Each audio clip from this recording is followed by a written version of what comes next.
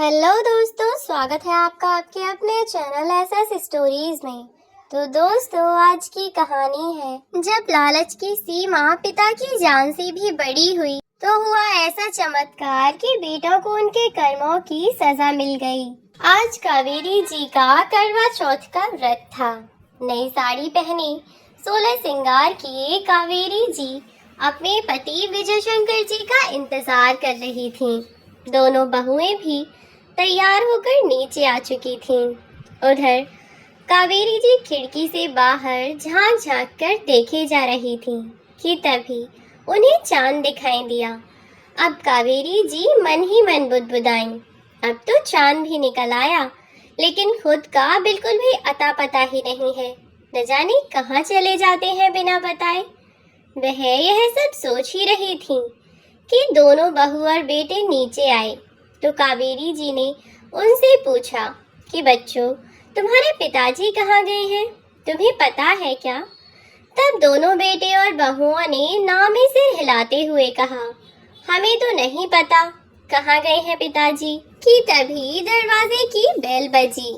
दरवाजे की बेल को सुनकर के कावेरी जी बोली, लगता है तुम्हारे पिताजी आ गए।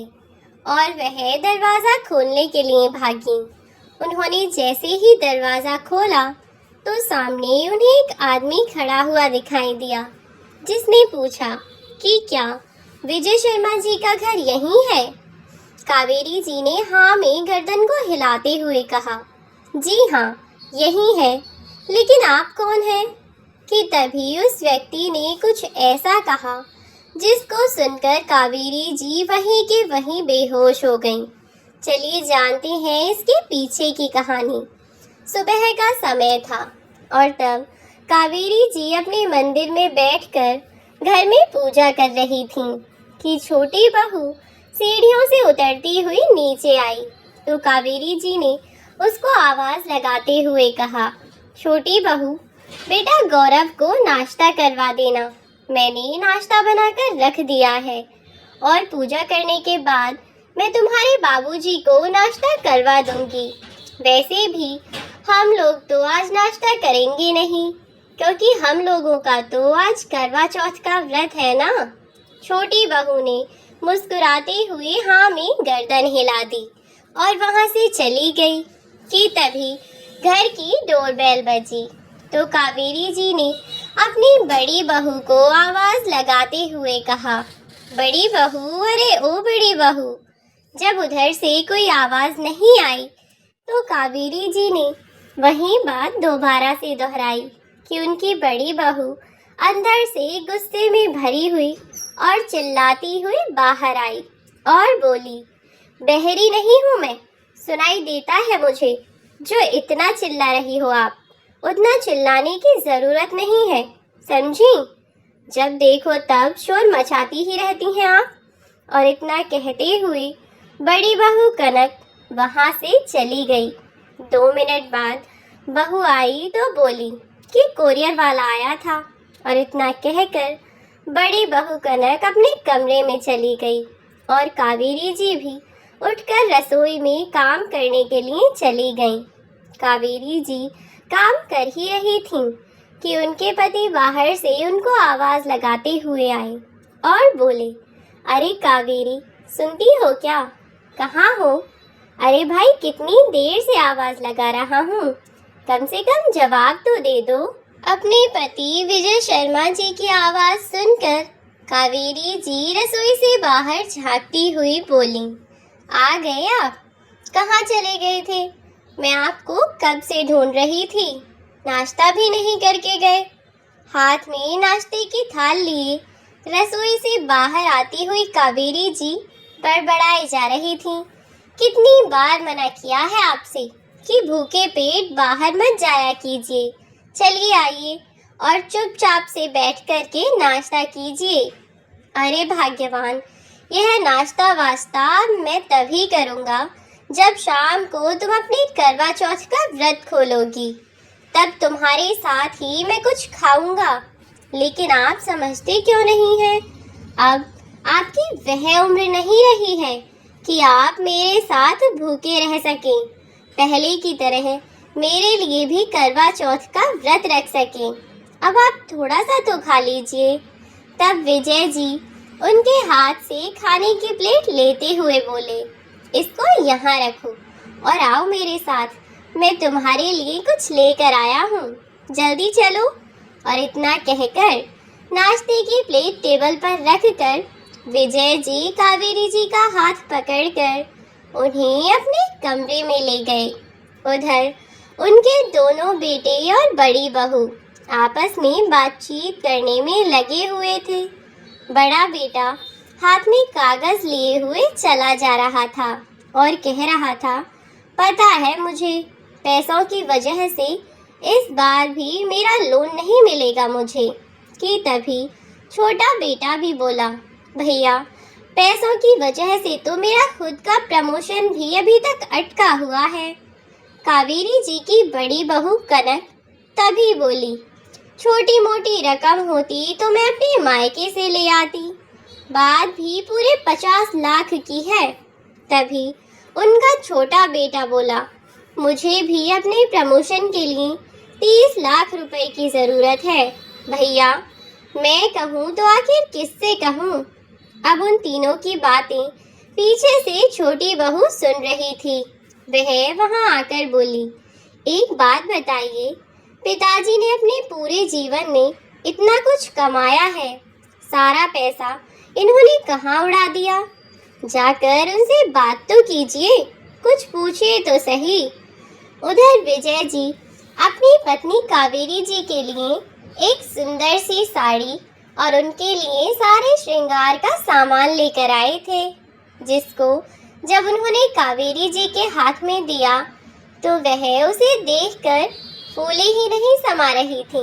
बहुत सुंदर साड़ी लेकर आए हैं आप मेरे लिए, और इस बार आपको क्या हो गया है जो आप मेरे लिए इतना सारा सामान लेकर आ गए हैं? अरे कावेरी, जिंदगी में कुछ दिन तो बचे ही हैं।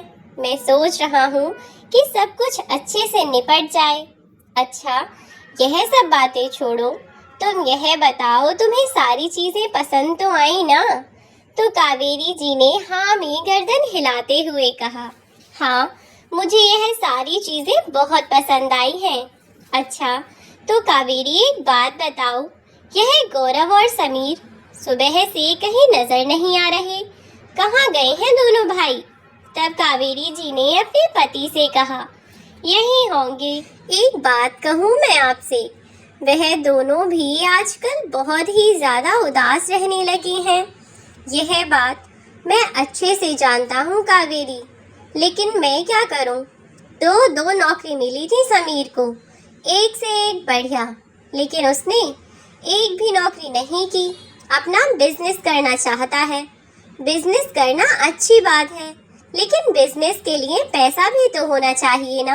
और तुम तो जानती ही हो कि अपनी नौकरी में बच्चों को इतना पढ़ाना लिखाना इतना ही हो पाया था। अब मैं उसे कहाँ से पैसे लाकर दे दूँ? मैं खुद इन सब चीज़ों को सोचकर बहुत परेशान रहता हूँ कावेरी। अब तुम ही बताओ कि मैं क्या करूँ? और इतना कहकर विजय जी फूट फूट कर रोने लगे। कावेरी जी ने जैसे तैसे उन्हें सांत्वना दी। अब विजय जी उठकर घूमते फिरते बाहर बरामदे की तरफ आए तो बड़ी बहू वहां पर खड़ी हुई थी। तब विजय जी ने उससे कहा, अरे बहू बेटा क्या हो गया, यहाँ क्यों खड़ी हो? शाम का समय हो गया है, जाकर तैयार हो जाओ, कुछ ही देर में चांद निकल आएगा। तब बहू बोली, इंतज़ार कर रही हूँ उनका। बाबूजी, मैं आपसे एक बात कहूँ मैं आपसे, यह जो कुछ भी हो रहा है ना, सिर्फ और सिर्फ आपकी वजह से हो रहा है। विजय जी ने चौंकते हुए कहा, मेरी वजह से? क्या मेरी वजह से हो रहा है बहू? मैंने ऐसा क्या कर दिया? क्या कर दिया? अरे आपकी वजह से बैंक लोन के लिए आज दर दर भटक रहे हैं वह, और आप कह रहे हैं कि आपने क्या किया? कि तभी पीछे से उनका छोटा बेटा भी आकर बोला, भाभी सही कह रही हैं पिताजी, मैंने आज भी नौकरी जहाँ से शुरू की थी मैं वहाँ का वहीं पर अटका हुआ हूँ। मेरे पास इतने पैसे ही नहीं हैं कि मैं पैसे देकर अपना प्रमोशन करवा दूं। पीछे से छोटी बहू बोली, एक बात बताइए पिताजी, वह गांव की जमीन आपने किस लिए रख रखी है? यहाँ बेटे इतने परेशान हैं और आपको उस जमीन की पड़ी है। उस जमीन को बेच क्यों नहीं देते हो आप? कि तभी विजय जी बोले, उस जमीन को बेचकर क्या मिल जाएगा तुम लोगों को? थोड़े से पैसों के लिए अपने पुरखों की जमीन और जायदाद, उनकी निशानी को मैं बेच दूं? कि तभी छोटा बेटा फिर से बोला, वैसे भी आपने किया ही क्या है हमारे लिए? बेटे की इतनी बात सुनकर विजय जी बोले, किया क्या है? तुम दोनों के लिए, अरे अपनी पूरी जिंदगी की जमा पूंजी तुम दोनों भाइयों को पढ़ाने लिखाने में और इस काबिल बनाने में लगा दी मैंने, और तुम कह रहे हो कि किया ही क्या है मैंने? मैं तो सोच रहा था कि यही मेरी सबसे बड़ी जीत है कि मैंने अपने बच्चों को आज इस काबिल बना दिया। विजय जी इतना ही कह पाए थे कि पीछे से उनका बड़ा बेटा समीर आया और बोला, किस बात की जीत पिताजी? जीत नहीं, यह आपकी जिंदगी की सबसे बड़ी हार है। यह लीजिए। हाथ में एक कागज का टुकड़ा थमाता हुआ बोला, मेरा लोन इस बार भी रिजेक्ट हो गया और यह सब कुछ सिर्फ आपकी वजह से हो रहा है। दोनों बहू बेटे जी भरकर विजय जी को कोसने लगे और उल्टा सीधा सुनाकर वहां से चले गए। विजय जी का मन बहुत दुखी हो गया। मन ही मन वे बहुत ज़्यादा परेशान हो गए कि अचानक से उन्होंने अपना फ़ोन निकाला और अपने जीवन बीमा वाले एजेंट को फ़ोन करके उसे पूछने लगे कि क्या मेरी जो वो जीवन बीमा पॉलिसी है उन पर लोन मिल सकता है। तब उस एजेंट ने कहा, जी बिल्कुल लोन मिल सकता है, क्यों नहीं मिल सकता। तब विजय जी बोले, ठीक है तो मैं आपसे आकर आपके ऑफिस में मिलता हूँ। और इतना कहकर वह वहाँ से उस एजेंट के ऑफिस के लिए निकल गए। इधर कावेरी जी विजय जी की दी हुई नई साड़ी पहनकर तैयार होकर उन्हें आवाज़ लगाई जा रही थी। फिर मन ही मन बुदबुदाई, न जाने कहाँ चले जाते हैं यह भी। कोई बात नहीं, जब आ जाएंगे तब दिखाऊंगी कि उनकी दी हुई साड़ी में मैं कैसी लग रही हूँ।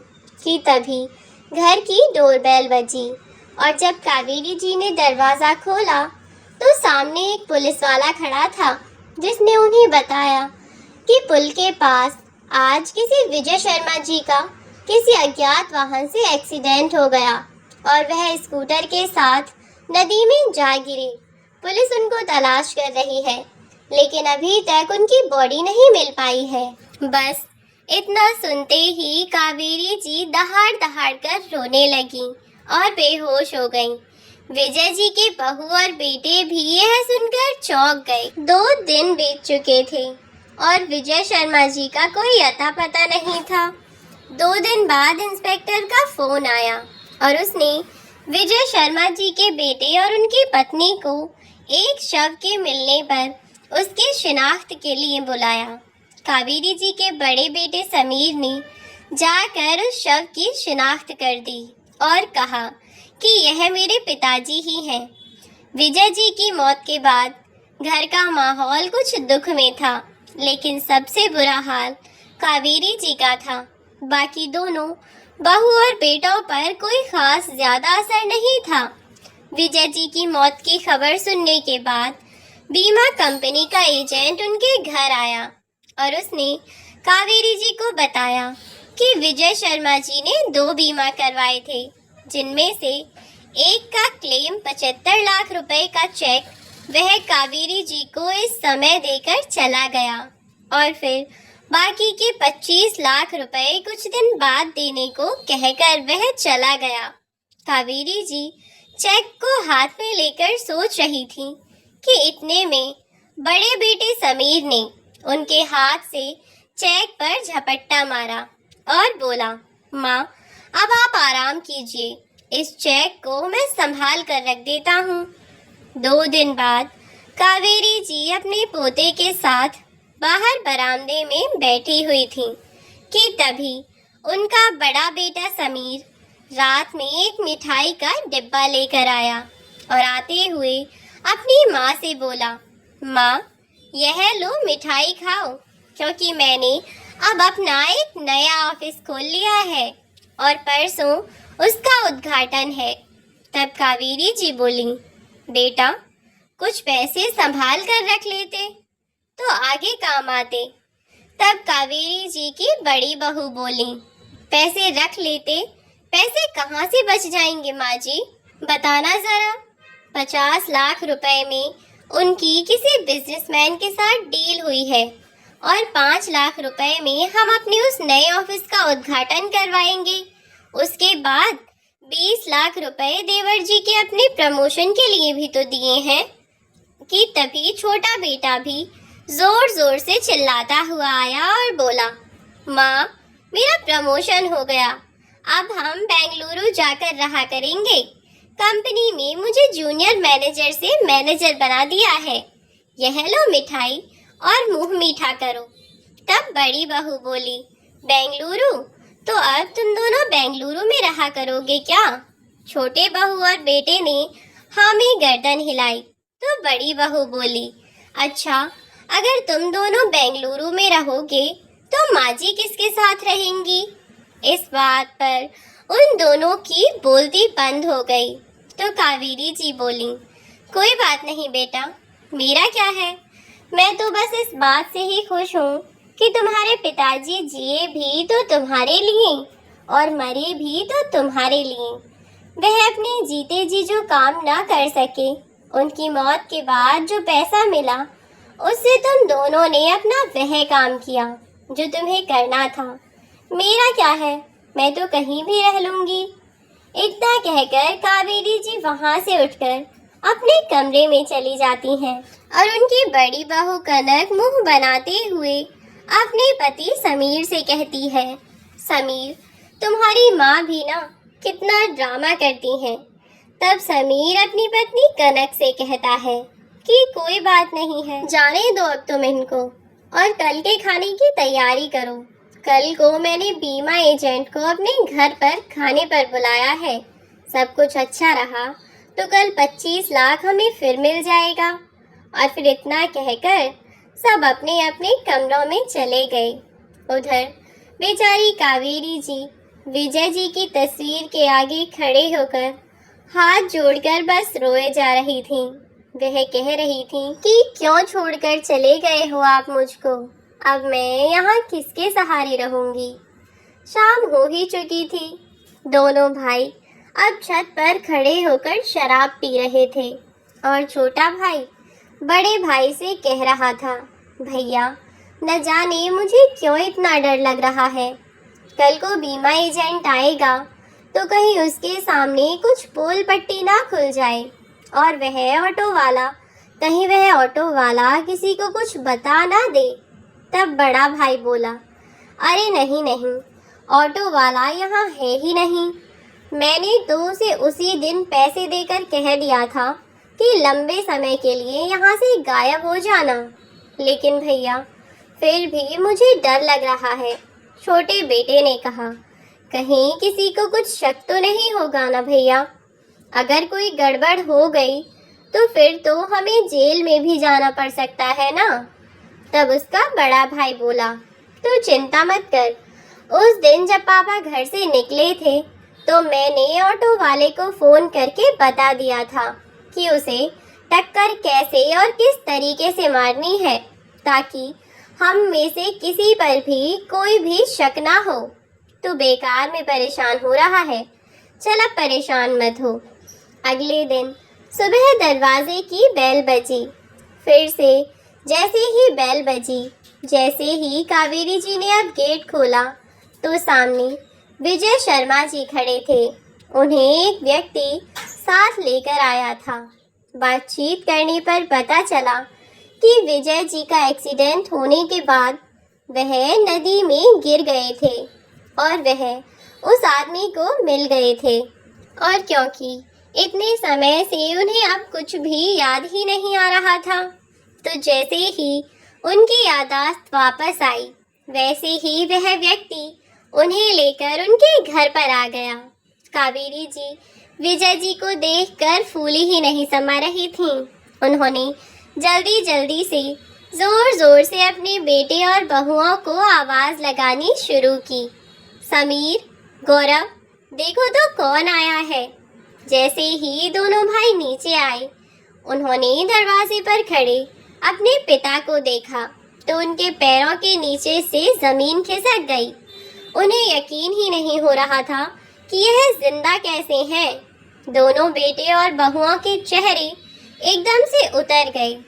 तब उनको देखकर विजय जी बोले, क्या हुआ बेटा, तुम लोग मुझे देखकर खुश नहीं हो क्या? तब झूठी हंसी हंसते हुए वे लोग बोले, नहीं नहीं पिताजी, हम बहुत खुश हैं। माँ, आप पिताजी को अंदर लेकर जाइए और आराम करवाइए। जैसे ही वे दोनों अंदर गए तो दोनों भाइयों के मन में अफरा तफरी मच गई। चारों आपस में ही फुसफुसाने लगे। छोटा भाई बोला, भैया, आप तो कह रहे थे कि पिताजी अब कभी वापस नहीं आएंगे। हमने तो उनके बीमा का क्लेम भी ले लिया है और वह तो वापस भी आ गए हैं। अब अगर किसी को कानों कान खबर हो गई कि पिताजी अभी जिंदा हैं, तो हमारा जेल जाना तो पक्का ही है। सोचिए, न जाने कितने इल्जाम लगेंगे हम पर, कौन कौन सी धाराएं लगाई जाएंगी। पहले तो बीमा कंपनी से फ्रॉड करने के जुर्म में, और फिर दूसरा शव की झूठी शिनाख्त करने के जुर्म में, और फिर पुलिस को धोखा देने के जुर्म में, और फिर भैया जितना भी पैसा हमें क्लेम के रूप में मिला था, वह सारा पैसा हम खर्च भी तो कर चुके हैं। अब वह पैसा हम कहाँ से लेकर आएंगे? और अगर किसी को भी पता चल गया कि पिताजी जिंदा हैं, तो हम क्या करेंगे भैया? तब बड़ा बेटा समीर बोला, तो चुप रहेगा थोड़ी देर? मुझे कुछ सोचने तो दे यार, खामखा में परेशान कर रहा है। कोई सोचने दे, कोई हल सोचने दे मुझे। इस चीज का कोई ना कोई हल तो निकलेगा ही। अब रात तो काटने दो कम से कम, आज शाम हो जाने दो, उसके बाद देखते हैं कि क्या करना है। फिलहाल सब अपना हुलिया संभालो और शाम के खाने की तैयारी करो। शाम को बीमा कंपनी का एजेंट चेक देने के लिए आ रहा है। अब जब शाम हुई तो वह एजेंट उनके घर आया। उन्होंने बढ़िया खाना वाना उसे खिलाया और बीमा कंपनी के एजेंट ने चेक निकालकर बड़े बेटे से कहा, अपनी माताजी को बुला देती तो यह चेक मैं माताजी को दे देता। माताजी, वह दरअसल रात हो गई है ना, तो माँ सो गई होंगी। आप ऐसा कीजिए, यह चेक मुझे ही दे दीजिए। बड़े बेटे समीर ने कहा। तो वह बीमा कंपनी का एजेंट बोला, माफ कीजिएगा, यह चेक तो मैं आपकी माताजी को ही दे सकता हूँ। कोई बात नहीं, 2 मिनट लगेंगे, आप उन्हें बुला दीजिए। उधर जब बहू अपनी सास को अंदर बुलाने के लिए गई तो उसकी सास ने विधवा के कपड़े उतार कर बढ़िया साड़ी, हार, मंगलसूत्र सब कुछ पहना हुआ था। उसको देखकर बहू चौंक गई और बाहर आकर अपने पति के कान में बुदबुदाते हुए कहा। तो पति ने उसे दोबारा कुछ कहा और वह अपनी सास के पास गई और बोली, माँ जी, वह एजेंट आपको बुला रहा है, लेकिन बाहर जाने से पहले आपको यह सफ़ेद साड़ी पहननी होगी। पहले तो उन्होंने मना कर दिया, फिर न जाने क्या सोचकर वह सफ़ेद साड़ी पहनकर बाहर आई और चेक लेकर अपने बेटे के हाथ में थमाती हुई बोली कि तुम्हारे पिताजी की तबीयत बहुत ख़राब है, उन्हें दिखाने अस्पताल जाना है। अब तो मैं चुप रह गई, लेकिन सुबह मैं ज़रूर उनको लेकर अस्पताल जाऊंगी। तुम जैसी नालायक औलाद का क्या भरोसा। इतना कहकर कावेरी जी अपने कमरे में चली गईं। इधर उनके बहू बेटे सभी चिंता में डूब चुके थे। अब वह सब आपस में सलाह मशवरा कर रहे थे कि आगे उन्हें क्या करना है। उधर कावेरी जी बाहर अपने कमरे से पानी लेने के लिए आ ही रही थीं कि उनके बड़े बेटे ने कहा कि मेरे दिमाग में एक आइडिया है। पिताजी बीमार हैं, तो मैं रात को उन्हें अस्पताल ले जाऊंगा और वहीं से उन्हें ट्रेन की पटरी पर रखाऊंगा। उनके पास से सारी चीज़ हटा दूंगा जिससे उनकी पहचान ना हो सके, और इस तरीके से पिताजी भी खत्म हो जाएंगे और किसी को पता भी नहीं चलेगा और हम लोग जेल जाने से भी बच जाएंगे। कि तभी बड़ी बहू बोली, और माँ जी, उनका क्या करेंगे? उनका भी तो कुछ करना पड़ेगा ना, वरना तो वह सारी पोल खोल देंगी। जब वह ऐसी बातें आपस में कर रहे थे तो कावेरी जी ने उनकी बातें सुन लीं और वह भागकर अपने कमरे में पहुंची और विजय जी को उठाकर घर से बाहर निकालने के लिए दौड़ी कि उन्हें बाहर जाते हुए उनकी छोटी बहू ने देख लिया। पहले तो उसने उन्हें रोकने की कोशिश की, लेकिन जब उससे ना हुआ तो उसने घर में शोर मचा दिया। अब आगे आगे बेचारी कावेरी जी और उनके बीमार पति विजय जी भाग रहे थे और पीछे पीछे उनके बेटे और उनकी बहुएं। विजय जी की तो पहले से ही तबीयत कुछ खराब थी, तो उनसे ज़्यादा दौड़ा ना गया। कावेरी जी ने उन्हें बहुत हिम्मत दी कि थोड़ी सी दूर पुलिस स्टेशन है, बस हमें वहाँ तक पहुँचना है। लेकिन जब उनसे बिल्कुल भी ना चला गया तो कावेरी जी उन्हें एक पार्क की छुपी हुई बेंच पर बिठाने के बाद खुद पुलिस स्टेशन पहुँच चुकी थी। उनके पीछे पीछे उनके दोनों बेटे और बहू भी वहीं पर थे। बहुत ढूंढने के बाद उन्हें विजय जी मिल ही गए। अब छोटा बेटा बोला, भैया, पिताजी तो यहाँ हैं, लेकिन माँ कहाँ गई और अब इनका क्या करना है? कि बड़ा बेटा बोला, कुछ नहीं, जैसा हमने सोचा था बिल्कुल वैसा ही करना है। इनको मार देते हैं और फिर ट्रेन की पटरी के पास फेंक आएंगे। और जैसे ही उसने उन्हें मारने के लिए पत्थर उठाकर उनके सिर पर पटकना चाहा कि इतनी ही देर में कावेरी जी पुलिस के साथ वहां पहुंच चुकी थीं। पुलिस ने दोनों बहुओं और बेटों को हिरासत में ले लिया। इंसान औलाद को जन्म देता है, उसे पढ़ाता है, लिखाता है, आबाद कराता है, इस उम्मीद में कि जब वह बूढ़े हो जाएंगे तो औलाद उनकी देखभाल करेगी। लेकिन आजकल की औलाद अपने स्वार्थ के लिए अपने माँ बाप तक को मारने के लिए एक बार भी नहीं सोचती। आज कावेरी जी अपने पति के साथ खुशी खुशी अपने घर में रह रही हैं और उनके बहू और उनके बेटे जेल में अपनी सज़ा काट रहे हैं।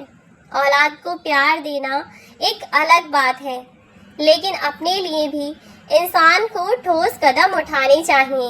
अगर आपको कहानी अच्छी लगी हो तो प्लीज़ लाइक, शेयर और सब्सक्राइब करना ना भूलें। Thanks for watching. और ऐसी ही पारिवारिक और मज़ेदार कहानियाँ सुनते रहने के लिए हमारे चैनल को सब्सक्राइब किए बिना बिल्कुल ना जाएं।